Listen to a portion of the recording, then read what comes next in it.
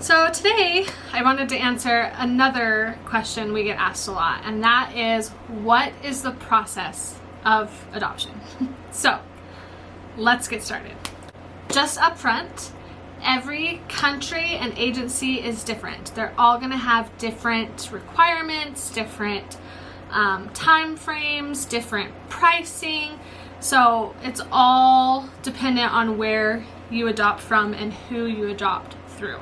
So I'm not really going to touch on too much of that. I'm just going to kind of go through our timeline and maybe give you a little bit of an idea of how it works. So like I said in my other video, we chose to adopt from Africa.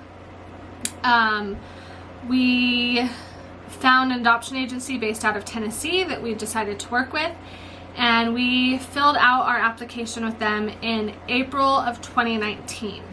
We were approved in May of 2019, and so that got the ball rolling. Once we were approved, then it was, this. I tell people adoption is a whole lot of paperwork and then waiting on people to do their paperwork so that you can do more paperwork.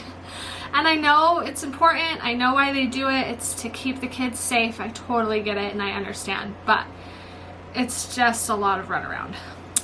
So once we were approved, we did our home study, and we actually went with an agency here local in our state to do our agency, or to do our home study. And that process took about 3 months, from them coming out, walking our house, interviewing both Brian and I separate, and then Brian and I together. And then they had to write up a report, basically, why we would be a good fit to adopt.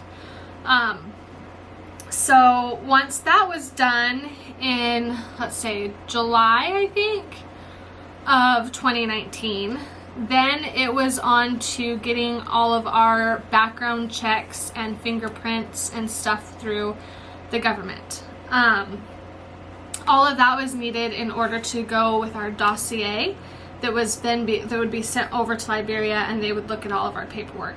So through all of this, one of the things they needed was an original copy of the original marriage certificate. So at this point, Brian and I had been married for 18 years, almost 18 years, I guess.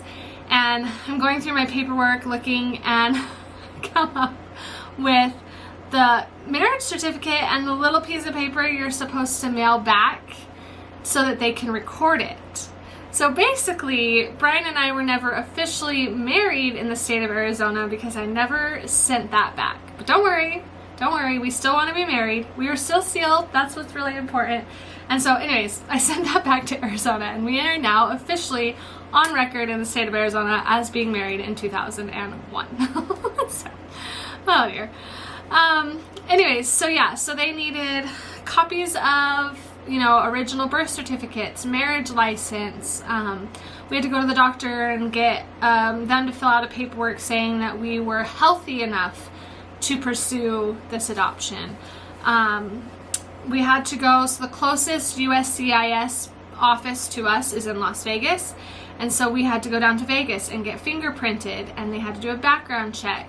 And then we had to send off our I-600A paperwork with our home study, and that is essentially a paper that's saying we have the intent to adopt a child, from this age to this age, and here's all of our home study, here's our paperwork, our fingerprints. We aren't, we're not in trouble with the law or anything. Excuse me. And then they review it and send you back your approval. So once we have all that, then we get more documents, more paperwork together, and put that together in a dossier. So by this time, it's February of 2020 that we finally have gotten all of the stuff back for our dossier. So we put it all together, we sent it to our agency in Tennessee, and they sent it to Liberia. So did you hear what I said? That was February of 2020. And then we all know what happens the next month. The world shuts down, no traveling, no nothing. So do I think that played a role in why we had to wait so long to be matched? Because once our dossier paperwork was over there, then they would send us a match. We could, we could be matched at any minute. It was just a waiting game. So do I think 2020 had an effect? Absolutely. I'm grateful that we were not already matched and then we're told, sorry, you can't come over here and pick up your child because of, the mess of 2020, because that would have been even harder. At least I didn't have a face I knew was waiting for me over there. So all that to say, yes, I think that 2020 played an effect on our timeline, but Benson didn't get into the orphanage until December of 2020, and he was meant for us. And so I think we would have waited no matter what. I think that Heavenly Father knew we needed that little boy, and so we waited for him. And so I think it wouldn't have mattered, is basically what I'm saying. So we get a phone call. It was March 31st, 2021. Our agency calls and says, hey, we have a potential match we'd like to talk to you about. Can we Zoom with you tomorrow? And I said, this isn't like an April Fool's joke, right? Because it really felt like it could possibly be an April Fool's joke. Like, I had waited so long for them to call me with a match that at times both Brian and I were like, man, are we really doing the right thing? Like, this is taking forever. I just don't know if we're, anyway, you just have doubts in that waiting season. Waiting is so hard. Anyways, so we met with our agency on April Fool's Day 2021, and the way that our agency does matches is they kind of share a little bit about the child and then ask, do you want to go on? And then they share a little bit more, do you want to go on? Basically protecting your heart, making sure that you aren't getting too attached before they just show you a picture and know you're going to fall in love, because it usually happens that way. So I was grateful for that. So they gave us a little bit of Benson's story, asked if we want to move on a little bit more, asked again a little bit more, and then finally they said, okay, the next thing is a picture. Do you want to see his picture? We, of course, said yes. And it was so funny because for me, this had been my dream. I had wanted to adopt my whole life. So I just assumed I was going to see his picture and bam, I was going to be in love. That's not how it happened for me. That is how it happened for Brian. Brian was smitten from the beginning. And I find that interesting because I kind of feel like it was supposed to be that way, because this was my dream. I wanted it. He needed to be the one to instantly say, yes, that's my son. So anyways, we told our agency, that we would take the weekend, because it was a Friday, we'd take the weekend to think it over and pray about it. And so we did. Finally, Sunday night, we talked to our kids, kind of told them, hey, this is what's happening. We've got a match, showed them the picture, asked them to pray about it. And Macy has the coolest story. So she was living in her own apartment at the time, and she prayed that night, asking for an answer to prayer. And then that night, she actually had a dream that we went over there and picked him up. And then when she woke up the next morning, she had a text from a coworker who she hadn't worked with for several months. And out of the blue, she asked for an update for our adoption. And she was like, Mom, she called me, if that wasn't an answer to my prayer, then I don't know what is. So she had a very clear answer as well. So we called that Monday, told our agency, yes, we want to come get him. So that was April of 2021.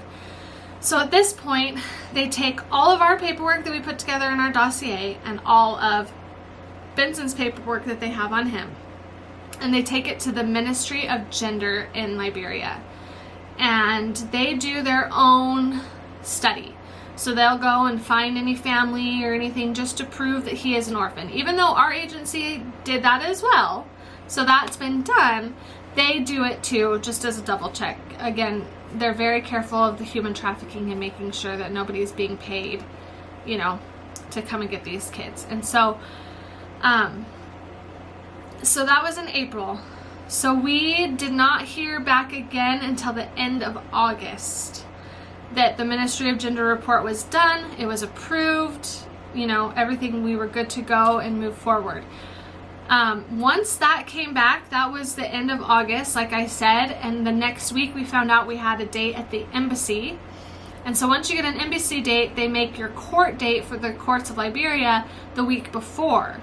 And so it happened so fast. This was all the beginning of September, and we traveled the end of November, a year ago right now, to go pick him up. So once you get the Ministry of Gender clearance, man, for us anyways, it just was like boom, boom, boom. You have 2 months to get your stuff together and get over there, which was awesome. Like, we had been waiting for this since April of 2019, so 2.5 years.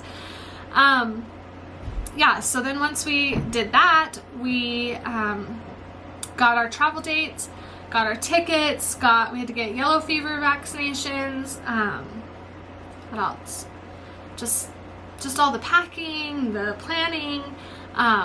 Grateful, so grateful for the other families that had gone before us that kind of helped prepare us for traveling over there, because it was a lot, and our agency doesn't do a very good job of preparing you to travel. They're like, here are a few recommendations of hotels, here's this, there you go, have a good time, and it's like, really? So there was a lot that we relied on other families for, and I'm so grateful. And I'm also grateful that I've had the opportunity to pay that forward to other families that have gone since we've been home. So yeah, I mean, that was the process in a very fast, quick nutshell. If you have any questions, I totally would be happy to answer them.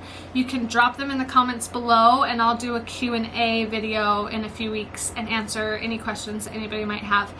I'm trying to think if I forgot anything, but I don't think so. So yeah, so we had traveled November 20. We left the US on the 20th. We arrived in Liberia on the 21st, met Benson on the 22nd, court officially ours on the 23rd, and then we had embassy and appointments and medical appointments to get his visa, new passport, new birth certificate listing Brian and I as the parents. Just, again, a lot of paperwork. Like, we were there for 4 weeks and basically waiting for people to do paperwork, pretty much. So anyway, all worth it. It was all amazing. If you are interested in adopting from Liberia, there are several children that I know of that need a loving home, and they just need a family, and I'd love to work with you to get you to the agency and possibly adopt those kids, especially older. There's several older kids that really could use a family, and I know it would mean a lot to Albert in Liberia to get those guys a family. So anyway, that was our story and how it went for us. Again, if you have any questions, drop them below, but besides that, I think that's it. Stay tuned for I have the videos of our time in Africa that I will upload next.